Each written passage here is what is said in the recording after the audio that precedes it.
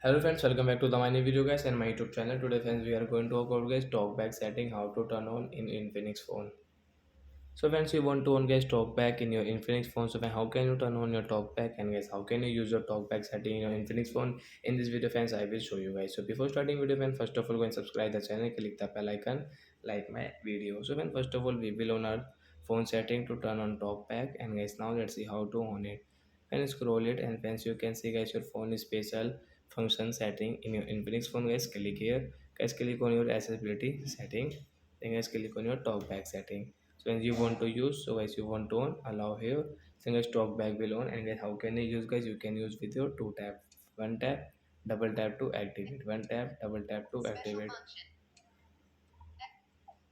So as a person who is blind guys, they cannot see properly guys, they use talkback, so it is not easy to use. Well, if you want to use, so you can use with your two fingers guys, one finger guys will not work. So you can use your talkback setting with your two fingers. So that's it guys, thanks for watching the video guys, we will meet on next video with the topic. Before going, please go and like the video, subscribe the channel.